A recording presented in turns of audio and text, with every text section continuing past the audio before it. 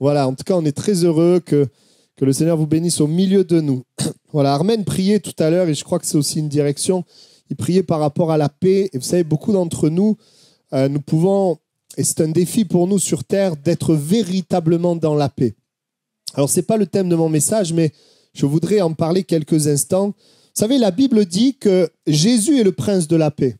Et il y a cette réalité que si tu viens à Jésus, c'est très simple, ce que je vais vous dire, mais si tu le crois, ça peut changer ce qui se passe dans ton cœur. Si tu viens à Jésus, Jésus te donne la paix. Si tu parles à Jésus, ce Jésus que tu ne vois pas, il te donnera une paix que tu vois, parce qu'on en a besoin. Et donc, ça, c'est une réalité, c'est un premier point. Mais on peut être croyant, connaître Jésus et quand même ne pas avoir la paix. Parce que le diable, il essaie de venir dans nos vies d'une manière illégale pour que nous restions dans des craintes, etc., alors que nous connaissons Jésus. Et là, la Bible dit autre chose. La première fois, elle dit, viens, Jésus te donne la paix. La deuxième fois, elle dit, prends mon joug sur toi et toi, tu trouveras la paix. J'en ai déjà parlé et je voudrais le rappeler ce matin. Le joug, c'est une pièce de bois où il y a deux places. Et c'était une image, évidemment, qu'on utilisait. Enfin, le joug, c'était un instrument qu'on utilisait pour des bœufs ou des animaux qui tiraient des charrues et qui allaient dans une direction. Et Jésus prend l'image d'un joug pour montrer que, quelque part, il y a deux places. Il faut que je sois là et qu'à côté, ça soit Jésus. Et vous savez, il dit en gros, prenez sur vous mon joug et recevez mes instructions. C'est-à-dire que ce qui doit animer mes pensées, c'est l'image du joug de la personne de Jésus à côté de moi. Ce qui doit animer mes pensées, c'est Jésus et les paroles de Jésus. Et en fait, tant que ce n'est pas Jésus et les paroles de Jésus, je ne peux pas connaître la paix. Mais parce que, vous savez, le diable, qu'est-ce qu'il fait? Il bombarde tes pensées pour que autre chose, des mensonges, viennent s'installer dans tes pensées. Pour que tu sois, en fait, sous le joug de l'ennemi, en fait. Et c'est ça qui nous fait perdre la paix. On sait que Jésus est la vérité, mais on nourrit des pensées qui sont des mensonges. Et c'est ça qui nous fait perdre la paix. Alors, je fais une parenthèse parce que ça peut aider quelqu'un. Des fois, tu sais, on peut t'imposer les mains, prier pour toi, et la paix ne vient pas parce qu'à un moment donné, il y a des choix que nous devons faire dans nos pensées. C'est vrai, il y a besoin aussi d'un éclairage de l'esprit parce que parfois, nous ne nous rendons pas compte. Mais voyez les chants qu'on a chantés ce matin. Quand on chante « Je sais qui je suis », etc., on le chante, on dit « Alléluia ». Mais dans nos cœurs et dans nos pensées, on peut ne pas le croire. Et dire, mais je suis un misérable, je suis un bon à rien, je n'y arrive pas, il y a tout ça qui ne va pas. Et en fait, ce qui fait qu'il y a la paix, c'est ce que tu nourris dans tes pensées. Si tu réalises que tu es un vrai enfant de Dieu, une nouvelle création, que les choses anciennes sont passées, toutes choses sont devenues nouvelles, et que tu t'appliques à penser la vérité, alors tu vivras la paix. Alors je le dis pour quelqu'un parce que je crois que quelqu'un en a besoin. Il y a la paix que Dieu donne, et il y a la paix que tu vas chercher. Et ce matin, tu peux aller chercher la paix. Tu peux la trouver. Si tu reçois dans ton cœur, au plus profond de ton cœur et dans tes pensées, ce que Jésus déclare. Et ce n'est pas toujours facile. Moi, je suis là en train de vous parler. Pour moi, ce n'est pas toujours facile aussi. Il y a tellement de pensées qui viennent. On croit que c'est nos pensées, mais ce ne sont pas nos pensées. Vous savez, la guerre spirituelle se passe dans nos pensées. Et ce que nous pensons influence ce que nous vivons. Et c'est très important pour nous. C'est pour ça qu'on ouvre la Bible. C'est pour ça qu'on prie, pour qu'on soit nourri des paroles de Dieu, de la vérité qui nous a franchis. Amen. Gloire à Dieu. Je finis ma longue parenthèse. Et nous ouvrons la parole de Dieu ensemble dans Proverbes chapitre 22. Alors c'est censé être un culte d'évangélisation pour les personnes nouvelles. Voilà, mais ça sera un culte pour tout le monde. Amen. Proverbe 22.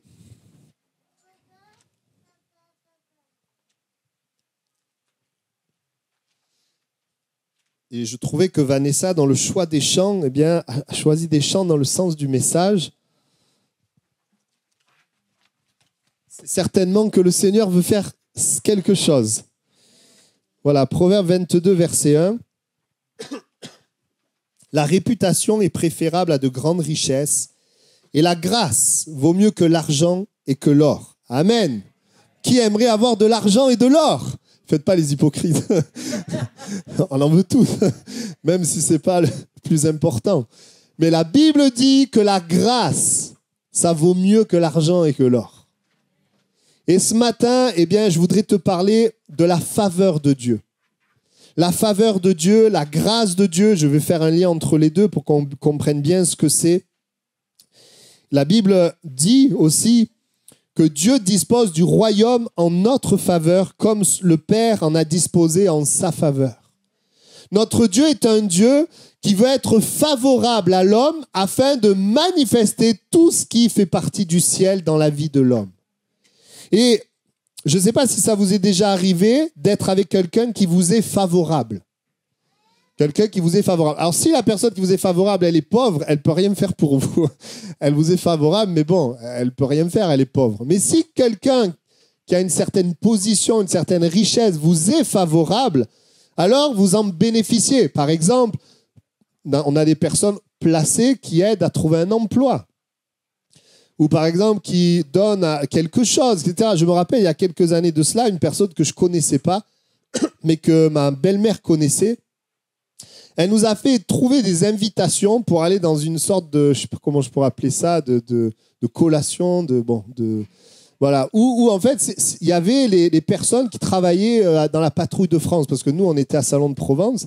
Et donc, on était invités. Donc, je me suis retrouvé avec une invitation, parce que la personne nous était favorable, et on était avec les pilotes de la patrouille de France. Il y avait même des joueurs de l'équipe de France de rugby. Moi, je ne savais pas, on me l'a dit. Je me suis retrouvé là à cause de la faveur de quelqu'un envers moi.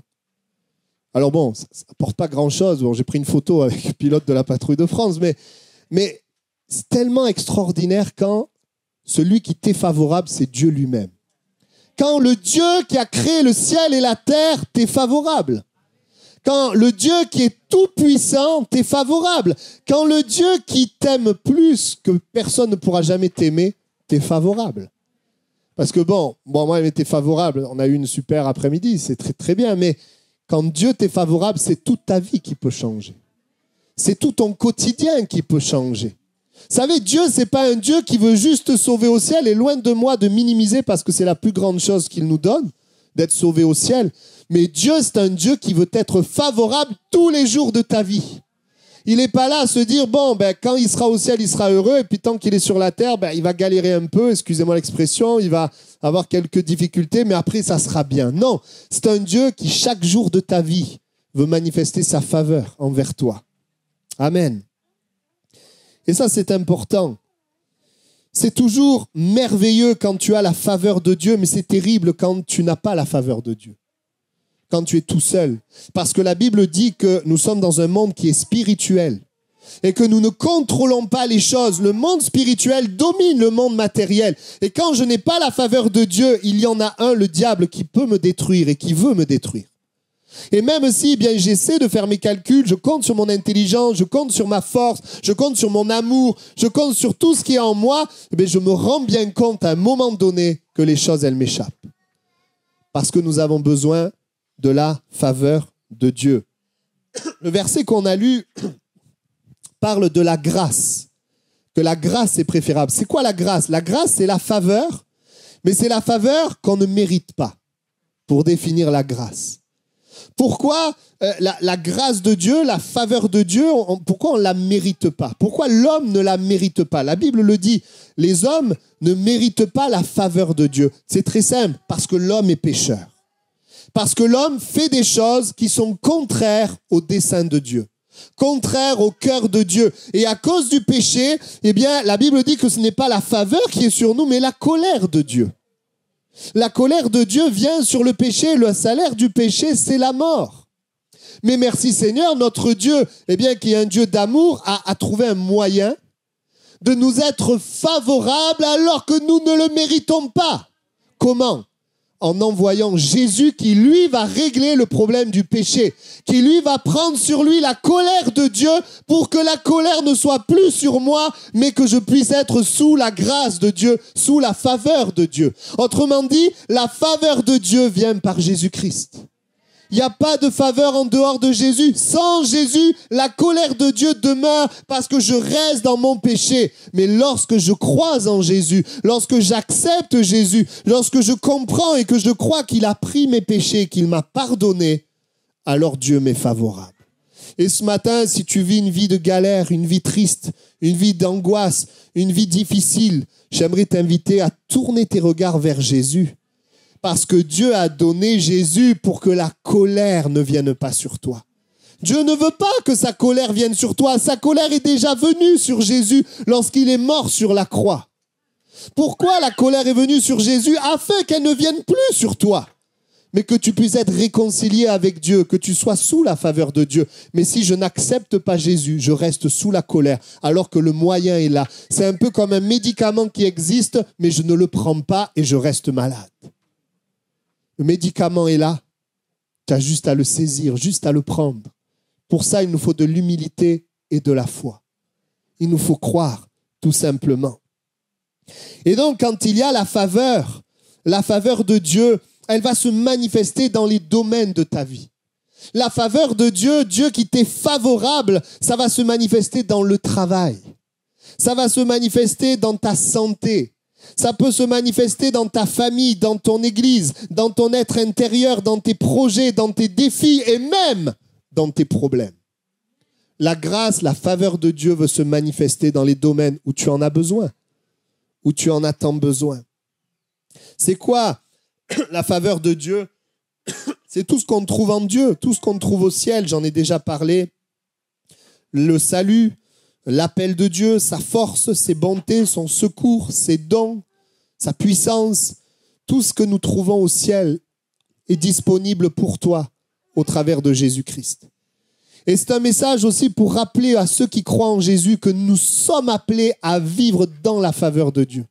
Que ce ne soit pas juste une théorie, mais une réalité. En tant que chrétien, enfant de Dieu, avant même d'être pasteur, en tant que chrétien, je m'attends à vivre une vie sous la faveur et pas une vie misérable.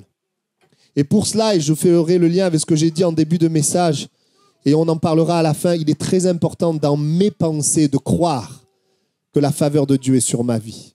Cette semaine, je l'ai appliqué. J'ai proclamé la faveur de Dieu dans les domaines de ma vie. Eh bien, je l'ai vu se manifester. Il y a tellement de pensées qui voudraient enlever cette vérité, cette réalité pour ceux qui ont accepté Jésus. Il ne peut pas y avoir de faveur pour ceux qui refusent Jésus. Mais pour ceux qui acceptent Jésus, ce qui est légal, c'est la faveur de Dieu. Si tu vis dans la misère alors que tu as accepté Jésus, c'est illégal. Parce que Jésus a payé, est mort, a souffert afin que toi tu vives. Et les souffrances que nous acceptons, elles sont pour le nom de Jésus, ça c'est vrai.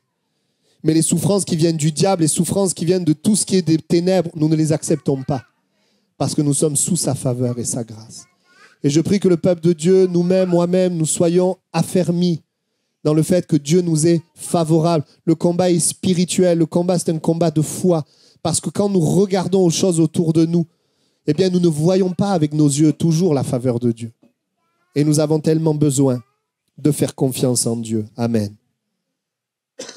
Alors ce matin, j'aimerais prendre 3 exemples de l'Ancien Testament avec certaines précisions sur cette faveur. Au travers de ces précisions, je veux croire que Dieu veut parler peut-être aux uns et aux autres et que nous puissions ressortir de ce culte, de ce lieu, avec cette conscience, cette foi que si Jésus est dans ma vie, Dieu m'est favorable. Et que je passe une semaine et dans chaque domaine de ma vie, je suis comme Josué, tout lieu que foulera la plante de ton pied, je te le donne.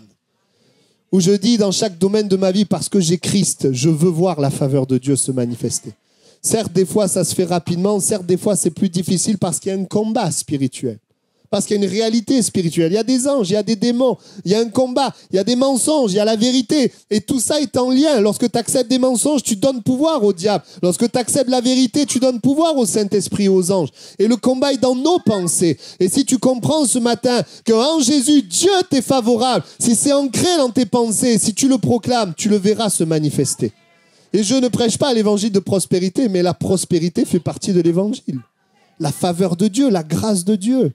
Amen. Parce que Dieu désire que nous vivions la paix, la joie, l'amour, la bonté, la puissance, la grâce, non seulement pour nous, mais au travers de nous, pour ce monde qui meurt, pour les croyants qui meurent, qui ont besoin de la grâce de Dieu. Amen. Alors je commence. Premier personnage de la parole,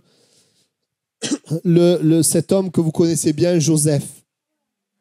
Joseph va nous montrer que l'adversité n'arrête pas la faveur de Dieu. Et ce matin, Dieu veut dire à quelqu'un, l'adversité que tu traverses n'empêche pas la faveur de Dieu. Maintenant, écoutez, quand on regarde Joseph, Joseph n'avait pas la faveur des hommes. Écoutez bien, il n'avait pas la faveur des hommes. Dieu lui a parlé, Dieu lui a montré un rêve, quelque chose de grand. Quand il l'a raconté, on l'a méprisé, la jalousie était là. Regardez la vie de Joseph, quand même. Quand on regarde la vie de Joseph, beaucoup d'adversité. Ses frères ont eu le projet de le tuer. L'un d'entre eux l'a libéré et ils l'ont vendu. Vous imaginez, ils l'ont vendu à des Égyptiens. Il s'est retrouvé vendu par ses frères. Il n'avait pas la faveur des hommes. Certes, il y avait la faveur de son père, ça c'est vrai. Son père l'aimait d'une manière particulière. Peut-être que ça manquait aussi de sagesse, ce qui a augmenté la jalousie des frères. Mais nous voyons que Joseph n'avait pas la faveur des hommes. Sa famille ne croyait pas en son rêve. Son père ne croyait pas en son rêve. En tout cas, il se questionnait. Ses frères méchants vont le vendre, lui faire du mal. Il arrive en Égypte, il se retrouve en position d'esclave. Il se retrouve esclave. Vous croyez qu'en position d'esclave, on a la faveur comme ça? Non. Position d'esclave, c'était difficile, mais on le verra. Malgré cette position d'esclave, la faveur de Dieu était sur lui. On en parlera dans quelques instants. Il va être accusé par une personne avec un statut supérieur, la femme de son maître, accusé de quelque chose de faux, d'adultère, et puis de coucher avec la femme. Et puis, il va se retrouver en prison suite à cette injustice. Et puis, il va y avoir 2 personnes qui vont entrer en prison. Joseph va leur faire du bien et l'un d'entre eux, enfin celui à qui Joseph a fait du bien, il va l'oublier. Voilà la vie de Joseph. Il n'y a pas la faveur des hommes, mais il y avait la faveur de Dieu. Et ce matin, je voudrais te dire que la faveur de Dieu, combien de gens, ils essayent de se battre pour qu'il y ait la faveur. Tu n'as pas besoin de te battre avec les hommes, tu as juste besoin de Dieu pour avoir la faveur. Même si les hommes ne veulent pas, si Dieu est avec toi, si Dieu est pour nous, qui sera contre nous? Et c'est important. Quand on regarde la vie de Joseph, la faveur de Dieu s'est manifestée. Vous savez pourquoi? Parce que les promesses que Dieu avait données à Joseph se sont accomplies. La faveur de Dieu s'est manifestée. Il y a aussi ce qu'on ne voit pas entre les lignes, c'est que je crois que la faveur de Dieu va aussi changer et former le cœur de Joseph.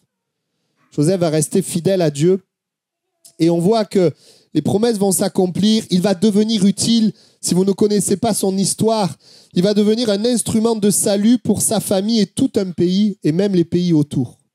Le salut de la famine, parce qu'ils vont connaître un temps de famine. Et Joseph, à cause, et vraiment uniquement à cause de la faveur de Dieu, va avoir la solution à toute cette famine. Et on va le voir. Alors je voudrais te dire ceci, retiens cette phrase. Vaut mieux avoir la faveur de Dieu qu'une position sans sa faveur. Il vaut mieux avoir la faveur de Dieu qu'une position sans sa faveur. Maintenant, si tu as une position et la faveur de Dieu, gloire à Dieu, au travers de ta position, Dieu te bénit et se sert de toi.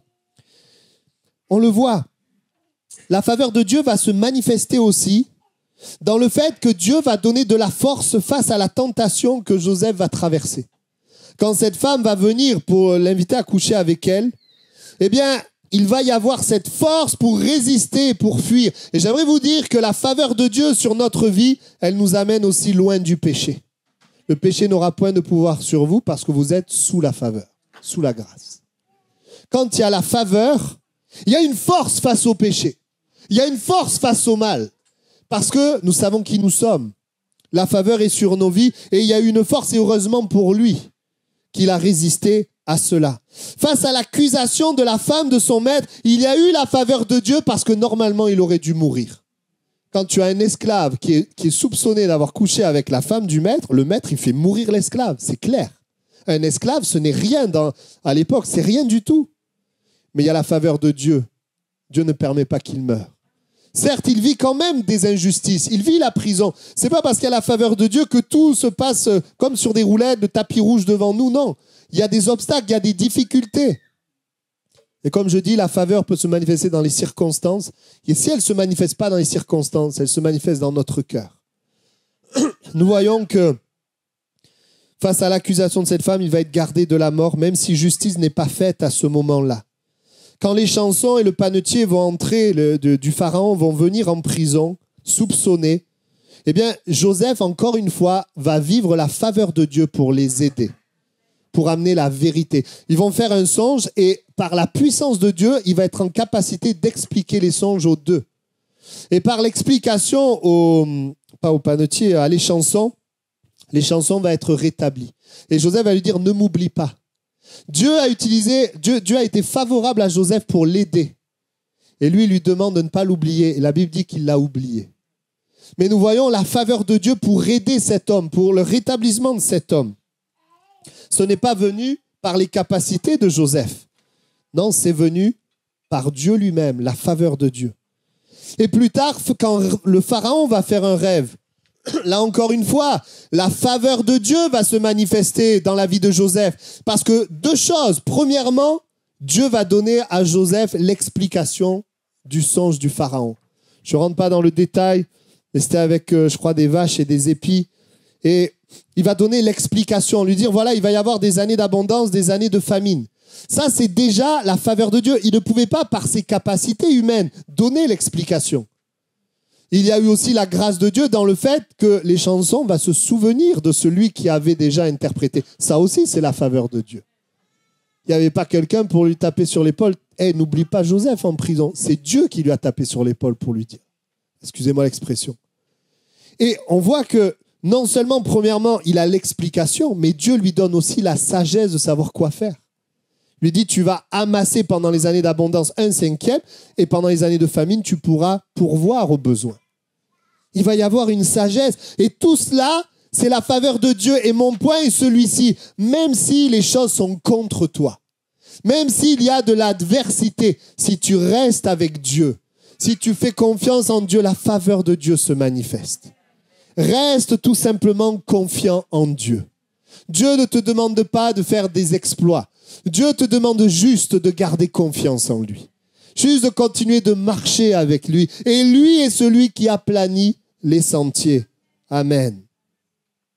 Joseph nous montre que même si les problèmes, même si les ennemis se dressent contre nous, eh bien, ils ne peuvent pas empêcher les projets de Dieu de se manifester. Vous savez, j'aurais pu prendre David. David, c'est un peu la même chose. Il a un roi qui veut le détruire, alors que lui, il fait du bien. Il est en fuite devant lui. Avant même d'être en fuite, il y avait déjà des moments où Saül voulait tuer David. Mais la faveur de Dieu est sur David. Et tant que David garde confiance en Dieu, même si c'est désagréable de fuir devant quelqu'un, de savoir que quelqu'un veut te tuer. C'est difficile.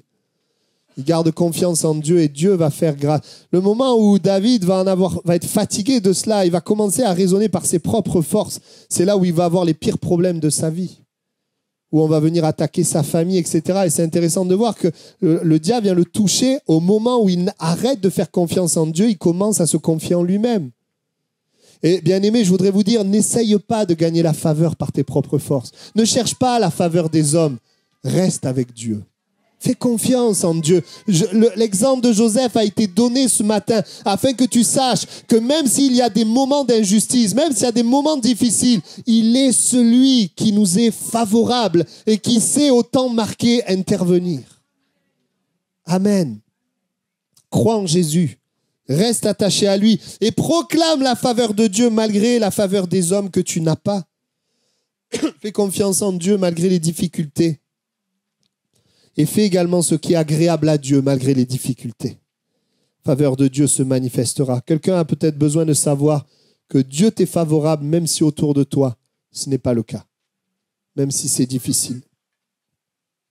Je me rappelle lorsque j'étais étudiant, j'avais un peu des lacunes. Et j'avais un ami, il me méprisait tout le temps. Il me disait, mais toi, t'es vraiment nul, etc. Et puis moi, je n'avais pas une grande estime de moi, donc je le croyais. Mais j'avais Dieu. Je venais de rencontrer Dieu. Et je me souviens, il m'avait dit, comme tu es vraiment nul, je vais t'aider un peu. Alors, on s'est vu, il m'a aidé. Et quand on a eu le bac, j'ai eu une meilleure note que lui. Ça, c'est la faveur de Dieu. Quand j'ai passé le bac, c'était en philosophie. C'était la meilleure note que j'ai eue de toute ma scolarité en philosophie. Ma meilleure note, c'est au bac. La grâce de Dieu. La faveur de Dieu. Et c'est vrai qu'il avait de certaines capacités. Mais quand Dieu est avec toi, c'est au-delà de cela. Amen. C'est une réalité. Je voudrais voir maintenant un deuxième point de la faveur de Dieu et que ce matin, quelqu'un soit encouragé. Arrête de regarder à la faveur des hommes Et regarde à Joseph et réjouis-toi. Parce que le Seigneur, il se lève. Regarde à David et réjouis-toi. Et sache que dans les moments où peut-être tu ne vois pas ce que tu voudrais voir, c'est parce que Dieu travaille. Quelqu'un a dit un jour, si la voiture, elle n'est pas sur le circuit de course, c'est qu'elle est au garage. Et il y a des moments où on est au garage. Il faut l'accepter. Laisser Dieu nous changer, nous transformer. Amen. Deuxième exemple, l'exemple d'Abraham et Lot dans l'Ancien Testament. La Bible dit qu'il y a eu une bénédiction, une faveur aussi matérielle sur Abraham et Lot. Alors là, je vous donne le texte, Genèse 13, versets 6-7. Ils étaient tellement bénis que la contrée était insuffisante pour qu'ils demeurent ensemble.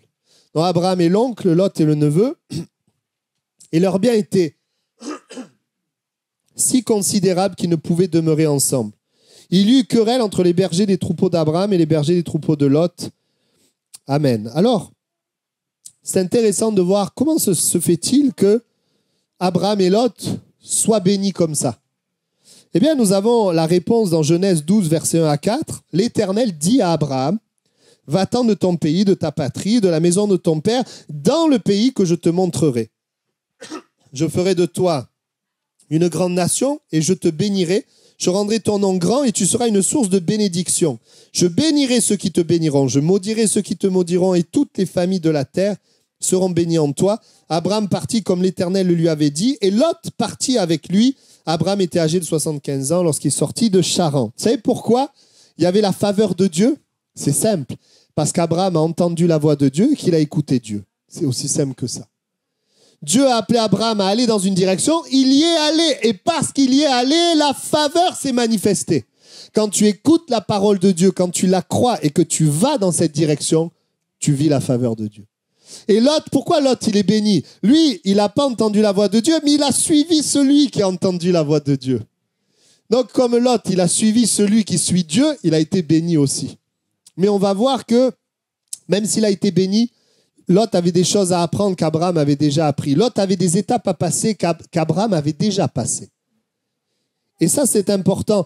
La faveur de Dieu, elle vient quand tu crois vraiment ce que Dieu dit et que tu axes ta vie dans ce que Dieu dit. Mais ça, je l'ai vu de nombreuses fois dans le service de Dieu, quand des jeunes mettaient leur vie en règle par rapport à ce que Dieu demande, quand ils croyaient dans leur cœur. Quand ils croyaient dans leur cœur et qu'ils allaient dans la direction, même si ça leur coûtait quelque chose, eh bien, nous voyons la faveur de Dieu. Nous voyons des domaines de leur vie bénis, des choses qu'ils n'ont pas demandé se manifester, se passer, mais systématiquement. Moi, je te dis, si tu cherches Dieu, si tu fais ce que Dieu te dit, quand tu ouvres ta Bible, tu vas dans le sens de ce que Dieu te dit parce que tu le crois. Il faut que l'origine soit la foi. Eh bien, tu verras la faveur de Dieu. Je ne parle pas d'obéir à des lois, je ne parle pas de ça. Je parle de faire confiance en Dieu et de faire ce que Dieu nous dit. Évidemment, en faisant ce que Dieu nous dit, on va obéir à des lois. Mais la base, c'est la foi. La foi dans la parole de Dieu. Et donc, ils se retrouvent dans une situation où ils doivent se séparer. Et là, on voit quelque chose. On voit donc que la faveur vient de croire en Dieu, de croire et d'avoir des actes qui montrent notre foi. Ça ne vient pas d'action humaine, mais d'une foi démontrée dans nos actes. Et j'aimerais vous dire, je vous invite à croire ce que Dieu dit sur le domaine de l'argent et à agir en fonction. À croire ce que Dieu dit dans le domaine de la famille et à agir en fonction.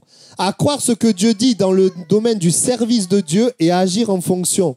À croire ce que Dieu dit dans la manière de se comporter dans le travail et d'agir en fonction. Et vous verrez la faveur de Dieu se manifester. Amen. Les disciples ont tout quitté pour suivre Jésus. Ils ont cru, ils ont écouté. Et vous voyez, Jésus leur a dit, suis-moi. Ils ont entendu la parole et ils ont fait ce que Jésus leur a dit, ils l'ont suivi.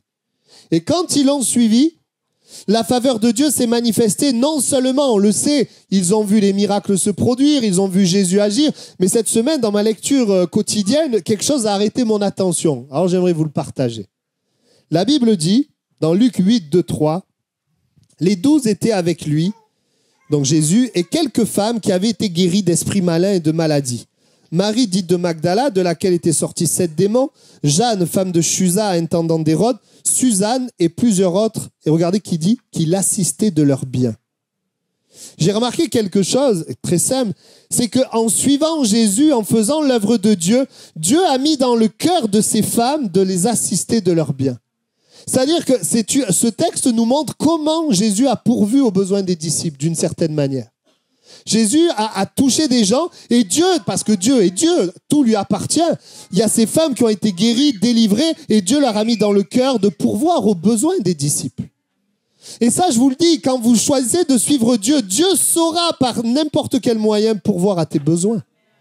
Et ça m'a touché de voir que ces disciples ont juste suivi Jésus, Dieu a touché le cœur de ces femmes. Vous voyez, bon, Marie, on en parle. Jeanne et Suzanne, on n'en parle jamais.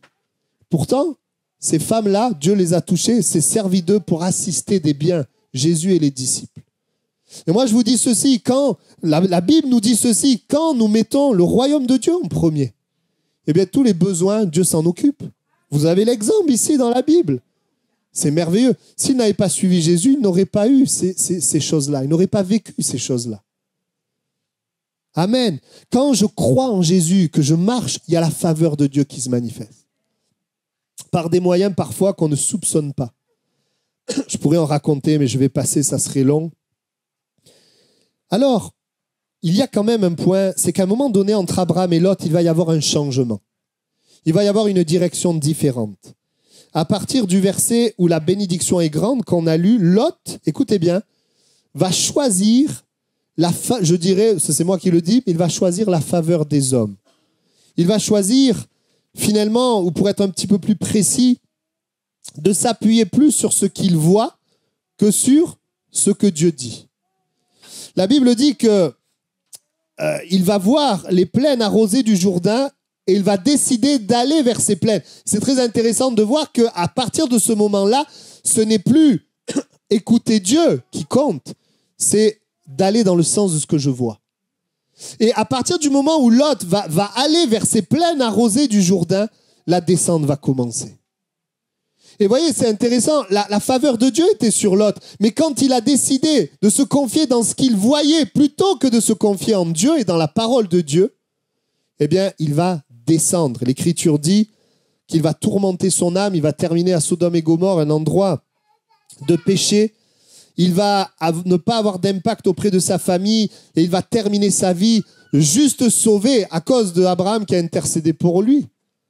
Il va passer à côté de ce que Dieu avait pour lui. Vous voyez, il n'y avait pas la faveur de Dieu sur lui. Pourquoi ? Parce qu'il a agi selon ce qu'il voyait. Et je voudrais vous dire, nous marchons par la foi et non par la vue. Tu as le droit de marcher par la vue, mais si tu marches par la vue, tu auras le résultat finalement de ce en quoi tu mets ta confiance. Si nous marchons par la foi, la faveur de Dieu se manifeste.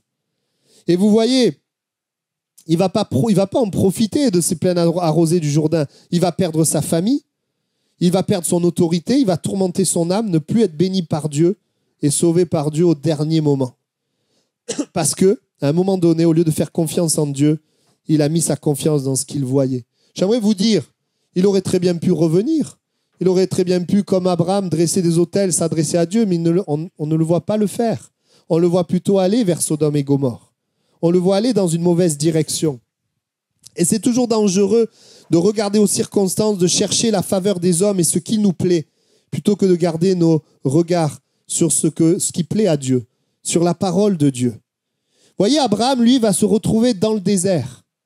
Lui, Abraham, il ne marche pas par la vue. Et d'ailleurs, il dit à son neveu, si tu vas à droite, j'irai à gauche. Si tu vas à gauche, j'irai à droite. Mais lui aussi, il voit les plaines, il voit le désert. Lui aussi, il aurait envie d'aller vers les plaines, je pense. Mais lui, ce qui le préoccupe, c'est de continuer de suivre Dieu, d'écouter Dieu. Et donc, quand Lot, il part dans les plaines du Jourdain, il semble, un jour j'ai fait une sorte de graphique pour les ados où j'ai montré Abraham et Lot, un qui réussit au début, l'autre qui va en bas et après ça s'inverse. On voit que finalement, Abraham, lui, se retrouve dans le désert. Mais Abraham, il est toujours sous la faveur de Dieu, amen. Même dans le désert, même quand c'est difficile, parce qu'il n'a pas suivi juste le désir de son cœur ou ce qu'il voit. Et l'Écriture nous montre, l'Écriture nous dit que Dieu, dans le désert, va rappeler ses promesses à Abraham.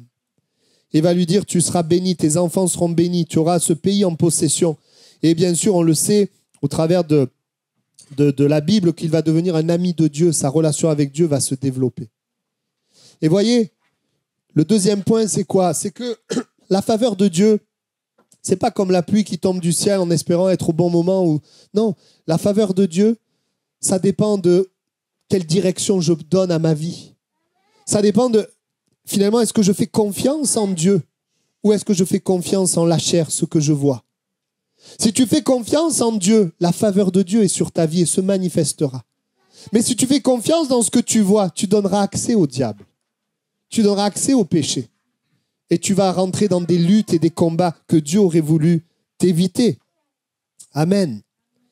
Alors je prie que ce matin, quelqu'un puisse dire, Seigneur, je veux continuer de te faire confiance. Dans les domaines de ma vie où je ne vois pas, je te fais confiance. Pour ça que nous prions, nous lui apportons. Et alors que nous prions, en échange, nous recevons sa parole. Et nous proclamons sa parole qui est la vérité. Amen. Abraham a vu les promesses de Dieu. Et j'aimerais le dire, ce qui est merveilleux, c'est que même si je suis loin, même si je me suis éloigné, je peux toujours revenir. Je peux toujours regarder David, à un moment donné, il s'est éloigné, mais il est revenu. Il a dit, ne me retire pas ton Esprit Saint. Et il a commencé à revenir à Dieu. Des fois, on peut s'éloigner, mais vous savez, quand vous vous éloignez, vous vous rendez vite compte qu'il n'y a plus la faveur de Dieu. Enfin, vous vous rendez vite compte. Vous savez, le cœur peut s'endurcir. Que le Seigneur nous aide à continuer de lui faire confiance. Marche selon ce que Jésus dit. Marche selon ce que la Bible dit. Mais fais-le en croyant dans ton cœur. Et tu verras la faveur de Dieu se manifester sur ta vie. Il y a des domaines, moi ça m'arrive, des domaines, je ne sais pas ce qu'il faut faire. Alors je regarde dans la Bible, qu'est-ce que Dieu dit sur ces domaines? Qu'est-ce que Dieu dit dans... Et des fois on ne sait pas, des fois on tâtonne. Mais vous savez, quand vous tâtonnez, si vous cherchez, vous trouverez. Il vaut mieux chercher Dieu que d'agir juste selon nos pensées, les conseils humains. Des fois, les conseils humains, Dieu les utilise pour nous parler. Mais des fois, ce n'est pas Dieu qui nous parle. Que le Seigneur nous aide les uns les autres. Amen. La faveur est pour ceux qui croient dans les paroles de Dieu, les paroles de Jésus. Celui qui croit en moi, des fleuves d'eau vive couleront de son cœur. Amen. Troisième exemple, la faveur de Dieu au travers de Jacob. Le point suivant, c'est que la faveur de Dieu est là où je ne le mérite pas. Et je voudrais parler particulièrement de la grâce. À un moment donné, Jacob va dire ceci, « Je suis trop petit pour toutes les grâces et pour toute la fidélité dont tu as usé envers ton serviteur. » Amen. Genèse 32, 10. Jacob se retrouve dans une situation délicate. Ça peut nous faire penser à Joseph, mais à la différence de Joseph, la situation que Jacob est en train de vivre est la conséquence de ses erreurs. Il se retrouve avec son frère qui vient face à lui, contre lui, avec 400 hommes, ne sait pas, il ne connaît pas ses intentions, mais ce qu'il sait et ce qu'il connaît, c'est le mal que lui a fait dans le passé. Et évidemment, il est dans une situation difficile, et c'est peut-être ton cas ce matin. Peut-être certains, vous traversez des moments difficiles parce que vous vous y êtes mis dedans. Parce que finalement, ce sont les conséquences de choix que vous avez faits dans le passé. Et vous voyez, Jacob, on le voit dans une situation très délicate. Il voit son frère venir et si vous regardez l'histoire de Jacob, on voit dans le passé qu'il a usé de ruse. Il a d'abord échangé un plat de lentilles contre le droit d'aînesse de son frère. Et chose plus grave encore, alors que son père ne voyait plus très bien, il s'est fait passer pour son frère pour lui prendre la bénédiction que Dieu avait. Et la Bible dit clairement qu'il y a eu de la colère. Ça se vérifie dans la Bible. Il y a eu une grande colère dans le cœur de son frère Ésaü qui fait que Jacob a dû fuir et partir. Un homme qui a usé, qui a péché en fait. Son nom veut dire trompeur. Et dans son nom, il y a ses actions. Il a trompé, mais alors il a fait ça pour avoir la faveur de Dieu en plus, la bénédiction de Dieu. Mais il ne faut pas faire ça. Hein. Quand il a fait ça, il s'est retrouvé dans une position maintenant où, tiens, ce que j'ai semé, je suis en train de le récolter. Le mal que j'ai fait à mon frère, le voilà maintenant, il est devenu fort, il a 400 hommes, il vient contre moi. Et c'est difficile parce que il a besoin de Dieu, mais en même temps, il doit lutter avec ce sentiment de culpabilité, se sent coupable, de honte, de tristesse, peut-être de regret. Et peut-être c'est ce que tu vis aujourd'hui. Peut-être qu'il y a certaines difficultés que tu vis qui sont en fait la récolte de ce que tu as semé. Vous savez, des fois, on a des gens qui sont contre nous, mais c'est parce qu'on a semé avant. Et il se retrouve dans une situation difficile. Et vous savez, c'est un petit peu l'image de l'homme pécheur hein, qui agit d'une mauvaise manière et le salaire du péché, c'est la mort. Un jour ou l'autre, l'homme, dans son péché, eh bien, il se retrouve face à la mort. Et je ne parle pas que la mort éternelle, mais la mort dans son âme, la mort dans son cœur. Son frère vient contre lui. Combien aujourd'hui vivent des choses difficiles qui sont la conséquence de nos péchés, la conséquence de nos choix insensés. Vous savez, des fois, on fait du mal, on pêche, et on s'en sort, mais on s'en sort qu'un temps. Le péché finit toujours par nous rattraper. Destruction de notre famille, licenciement, on se retrouve seul, en prison, problèmes de santé, problèmes financiers, personnes qui ont la haine contre nous, relations brisées depuis des années. Alors des fois, ce n'est pas de notre faute, mais des fois, c'est la conséquence de nos péchés.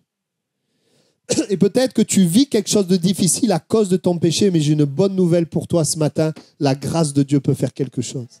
La faveur de Dieu peut faire quelque chose pour toi. Parce que Dieu a pu faire quelque chose pour Jacob. Et on voit qu'alors que le frère vient, avant qu'il vienne, il va chercher Dieu. Bon, il y a un épisode qui paraît un petit peu difficile à comprendre. La Bible dit qu'il va se battre avec un homme. Et en fait, quand vous regardez, ça montre qu'il se bat avec Dieu. Mais c'est un homme. Voilà. Et il se bat avec cet homme. Et puis l'Écriture dit que à un moment donné, quand le jour commence à arriver, c'est la nuit que ça se passe, eh bien, l'homme avec qui il se bat lui dit maintenant, il faut que je m'en aille. Et Jacob ne veut pas le laisser partir. À l'entretemps, il frappe la hanche. L'homme frappe la hanche de Jacob, ne peut plus marcher, mais il s'accroche. Il dit, je ne te laisserai pas partir que tu ne m'aies béni. Et là, à ce moment-là, eh bien, parce que c'est Dieu déclare, voilà, tu as lutté avec des hommes et tu as lutté avec Dieu, tu as été vainqueur. Il change son nom, il ne s'appellera plus Jacob, mais Israël.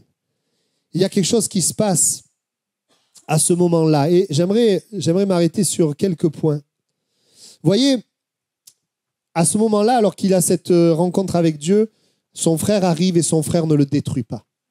Son frère ne le détruit pas. Ce qu'il avait redouté n'arrive pas. Il y a la faveur de Dieu. Et là, je dirais la grâce de Dieu, la faveur qu'il ne mérite pas. Mais voyez, Jacob ne méritait pas, c'est vrai, que Dieu lui fasse du bien. Comme les êtres humains ne méritent pas que Dieu nous fasse du bien à cause du péché. Mais la grâce et la vérité sont venues par Jésus-Christ. Et aujourd'hui, même si tu as péché, si tu reçois Jésus, eh bien, Jésus est celui qui peut t'amener, qui peut amener dans ta vie justement cette faveur de Dieu que tu ne mérites pas. Une transformation. Et c'est là où je voudrais m'arrêter un instant. Il y a deux choses qu'on voit dans la faveur de Dieu envers Jacob. Première faveur, c'est que son frère ne le détruit pas. C'est que, alors que je méritais cela ne m'arrive pas. Ça, c'est la grâce de Dieu. Il a semé, il a fait du mal, il aurait dû récolter le mal, mais Dieu intervient et son frère ne le détruit pas. Et ça, c'est ce qui est réel pour toi. Si tu te tournes vers Jésus alors que tu mérites la mort, eh bien, tu n'auras pas la mort parce que Jésus est celui qui peut intervenir. Ça, c'est la première grâce. Mais la deuxième, c'est que Jacob va trouver un nouveau nom. C'est qu'il va y avoir un changement en lui. Et ça, c'est très important de le souligner. La grâce de Dieu, ce n'est pas juste de t'éviter le problème, mais c'est de te transformer pour ne plus t'amener dans ces problèmes. C'est de te transformer. La grâce de Dieu veut changer qui tu es afin que tu ne sèmes plus pour le péché, mais que tu sèmes pour la gloire de Dieu. Ça, c'est ce que Dieu a fait. Il a changé son nom. Et alors, c'est assez intéressant parce que il est appelé vainqueur. Mais dans la notion logique d'un vainqueur, c'est quoi un vainqueur? Un vainqueur, dans un combat, normalement, c'est celui qui est plus fort que l'autre. Oui ou non? Ou alors, on est ailleurs. Quand tu as un combat, le vainqueur, c'est celui qui prend le dessus sur l'autre. Mais là, la victoire dont il est question, c'est pas ça. Parce que Jacob, il n'a pas pris le dessus sur l'autre. C'est l'autre qui a pris le dessus sur Jacob. Parce qu'il lui a frappé la hanche, il ne pouvait plus bouger. Mais la victoire dont il est question, et la victoire pour Dieu, c'est pas que tu sois plus fort. La victoire, c'était qu'il s'accroche à Dieu. C'était qu'il fasse confiance, qu'il s'accroche à Dieu, qu'il ne laisse pas partir Dieu. C'est ça la victoire. Et la victoire pour toi, c'est pas que tu sois plus fort que tout. La victoire pour toi, c'est que tu t'accroches à Dieu, que tu continues de croire. Et c'est ça qui fait qu'il a changé. Vous voyez, quand quelqu'un s'accroche à Dieu, quand quelqu'un vient à Dieu, eh bien la victoire, c'est qu'il est changé au plus profond de lui. devient quelqu'un d'autre. Alors bien sûr, on est la même personne, mais avec le caractère de Christ. L'amour, la patience, la paix, la joie. Alors bien sûr, ça se développe tout au long de notre vie. On ne devient pas parfait, on ne devient pas comme Christ du jour au lendemain. C'est tout un travail de Dieu. Mais lorsqu'on le rencontre, quelque chose change. Tu seras appelé Israël. Tu es vainqueur. Amen. Je vais terminer. La grâce nous donne ce qu'on ne mérite pas. Le frère ne va pas le détruire, mais la grâce nous transforme, nous. Jacob va être changé en Israël. Peut-être que ce matin, tu as lancé le boomerang du péché et que ce boomerang, il est en train de te revenir dessus. Mais ce matin, par la foi en Jésus, Jésus peut dévier le boomerang et te transformer afin que tu ne lances plus le boomerang du péché, mais que tu puisses lancer le boomerang de l'amour, de la vérité, de la justice. Que son nom soit béni. La faveur de Dieu est sur Jésus. Donc la faveur de Dieu est sur ceux qui croient en Jésus. La colère de Dieu est contre le péché, donc la colère de Dieu demeure sur ceux qui restent dans le péché. Et ce matin, eh bien, il y a un appel pour toi. Il y a ces directions. Si quelqu'un vit comme Joseph de l'adversité, eh bien, Dieu voudrait te dire ce matin que cette adversité n'empêche pas Dieu de t'être favorable. Si comme Abraham et Lot, tu vois que la faveur, tu vois la faveur de Dieu qui se manifeste quand on croit, eh bien, Dieu voudrait te dire ce matin, fais-moi confiance comme Abraham. Et puis comme Jacob, même si tu ne le mérites pas, je peux te faire grâce. Amen. Je terminerai avec ceci, et c'est important. Vous trouvez dans la Bible beaucoup de références dans le Nouveau Testament à la grâce de Dieu. Et que ce soit Pierre, que ce soit Jacques, que ce soit Jean, que ce soit Paul, tous, ils vont dire que la grâce de notre Seigneur Jésus soit avec vous tous. C'est répété dans quasiment tous les épîtres. Vous savez, quand c'est répété comme ça et que Dieu nous dit que la grâce, que la faveur soit avec vous, c'est que c'est important. Et comme c'est important, c'est très important que cette parole, elle soit dans nos pensées. Si Dieu, par sa parole, nous dit que la grâce soit avec vous, et des traductions disent « la grâce est avec vous ». Si la parole nous dit « la grâce est avec vous », qu'est-ce que Dieu attend de nous? Que nous le croyions et que nous vivions dans la conscience de sa faveur. Tu as besoin de vivre dans la conscience de la faveur de Dieu. Tous les apôtres répètent aux églises à chaque fois, au début, à la fin, que la grâce soit avec vous. N'oubliez pas cette grâce, cette faveur. Parce qu'on pourrait se dire, mais moi je ne mérite pas, moi j'ai ci, moi j'ai ça, je ne prie pas assez, je ne fais pas ci, je ne fais pas ça. Mais la grâce est liée à Jésus-Christ. Jésus est mort, Jésus est ressuscité. Donc la grâce est là, disponible, réelle. Amen. Que la grâce soit avec vous. Autrement dit, que la faveur soit une réalité dans votre vie avec vous. Une réalité pour chacun d'entre nous. Amen. Nous ne vivons pas par la grâce, je dirais, nous ne vivons pas la grâce automatiquement. Nous vivons ce que nous croyons. C'est pour ça que tu as besoin de croire dans la faveur de Dieu sur ta vie. Nous ne vivons pas la grâce et la faveur automatiquement. Nous vivons ce que nous croyons. Si tu crois dans la grâce, tu vivras la grâce. Mais si tu crois dans les mensonges du diable, tu vivras les mensonges du diable. Et ça, je sais de quoi je vous parle parce que j'ai lutté avec des craintes, des angoisses pendant des années. Et je sais comment le diable arrive à nous garder dans ces choses-là. Il nous garde par des mensonges qu'il met dans nos pensées. Et tant que le mensonge n'est pas dévoilé et abandonné, nous demeurons et il y reste un accès qui est là. Nous avons besoin de réaliser qu'en Jésus-Christ, la faveur de Dieu est sur nos vies. Que tu marches cette semaine dans la faveur de Dieu, la grâce de Dieu. Et si aujourd'hui tu n'as pas d'assurance, viens à Jésus, laisse tes péchés, demande-lui pardon, reçois le pardon, reçois la vie éternelle et marche dans la grâce. Amen. On va incliner nos têtes quelques instants. J'avais vraiment cette pensée, je ne veux pas prier avant de le dire. Il faut vraiment pour beaucoup d'entre nous que dans tes pensées, la faveur de Dieu ait une place. Il y a besoin que tu réalises, même si tu vois le contraire, même si tu as des luttes et des combats, même si les hommes ne te sont pas favorables, que en Jésus-Christ, la faveur de Dieu est sur ta vie. Tu as de la valeur, tu es précieux. Dieu veut te faire du bien. Il est riche en bonté. Ses bontés se renouvellent chaque matin. C'est ce que Dieu veut que tu nourrisses dans tes pensées, afin que ce que Dieu a prévu, préparé, se manifeste dans ta vie. Crois-le. Reçois-le, que tout ce qui est vertueux et digne de louange soit l'objet de vos pensées. Que la grâce soit avec vous tous. Continue de penser, proclame la faveur sur ta santé.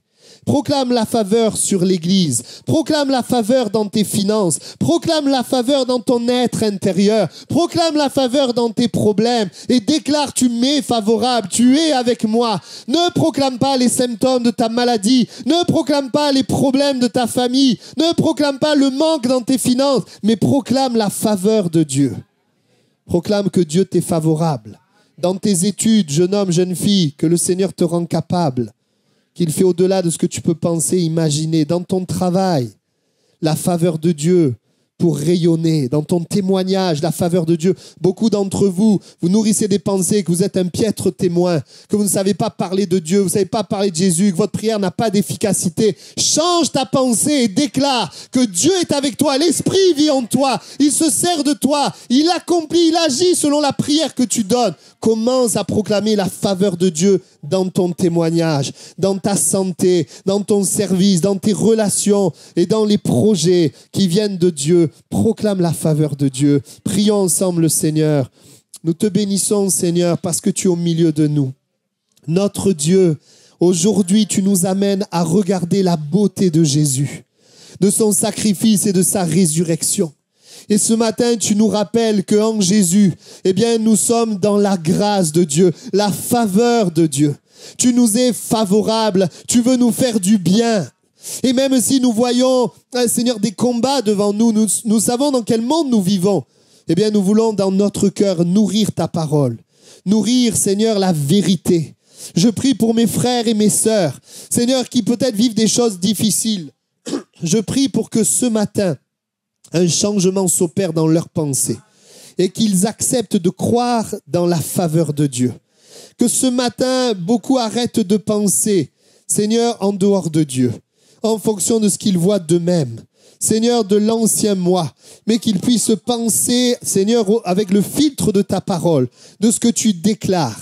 Je veux, Seigneur, proclamer aussi pour tous les Joseph au milieu de nous, que la faveur de Dieu se manifeste malgré le manque de faveur humaine, malgré les obstacles. Tu vois ceux qui sont partis sur le chemin de l'amertume. Seigneur, tu les fais revenir et qu'ils puissent ce matin, Seigneur, se confier en toi. Aucun obstacle n'empêche ta main d'agir.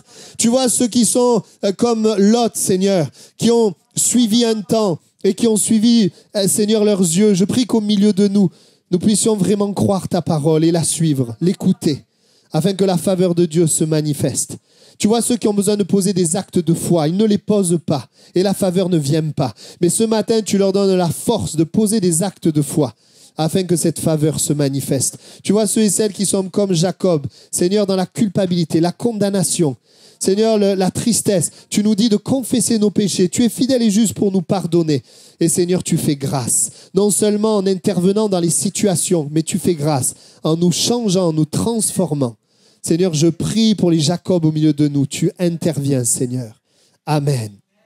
Amen. Ce matin, je voudrais aussi, je ne vais pas faire forcément d'appel, mais je voudrais que tu prennes une décision dans cette semaine de proclamer la faveur de Dieu, de déclarer la faveur de Dieu, particulièrement là où tu ne la vois pas, particulièrement là où c'est difficile. Et le Seigneur, à chaque fois que tu l'as fait, à chaque fois que tu as dit, Seigneur, je te fais confiance, eh bien, à chaque fois que tu as fait ça, tu as honoré Dieu. Tu as honoré son nom et Dieu voit ta foi. Et même si le diable, il vient te décourager, il vient te donner des pensées, des paroles, eh bien, sache que ton Dieu, il voit ta foi et il ne permet pas que tu sois tenté au-delà de tes forces. Je voudrais que tu proclames la faveur de Dieu. Est-ce qu'il y a des personnes qui veulent le faire? Si vous voulez le faire, levez simplement la main. Levez la main, dire Seigneur, je veux proclamer ta faveur. Amen. Moi, je lève la main avec vous. J'ai commencé cette semaine, j'ai tellement été béni que je veux continuer. Alors, on va faire quelque chose ensemble. On va le remercier. On va le remercier ensemble. Vous allez vous accorder avec moi. Seigneur, on te remercie de ce que ta faveur, elle ne dépend pas de nous. Elle n'est pas liée à nous, à ce qu'on voit. Mais ta faveur, elle dépend de Christ. Et nous croyons en Christ. Seigneur, aussi, nous proclamons ta faveur, ta grâce sur nos vies. Je veux particulièrement proclamer ta faveur sur cette église toulousaise. Seigneur, sur le témoignage que nous portons, sur notre santé. Seigneur, ceux qui sont malades depuis longtemps. Seigneur, la grâce et la faveur de Dieu dans leur corps malade. Seigneur, nous proclamons que tu es avec nous favorable. Nous proclamons que tes bontés se renouvellent. Seigneur, tu agis ce matin dans les finances. Seigneur, tu agis, Jésus. Et tu éclaires, tu montres dans les couples, dans les familles. Tu agis, Esprit de Dieu.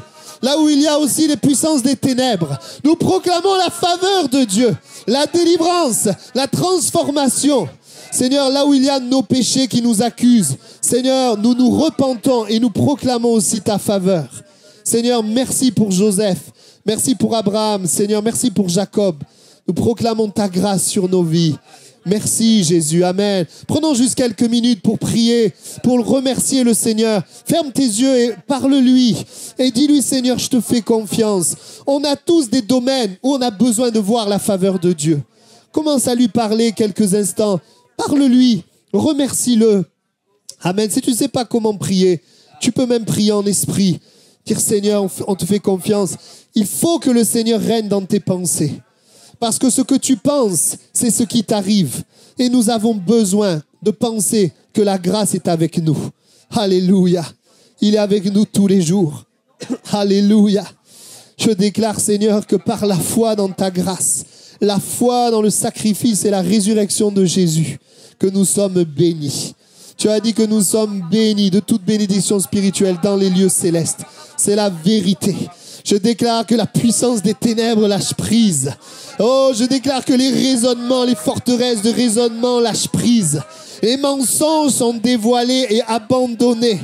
Oh, je déclare, Seigneur, que tu interviens dans les pensées ce matin.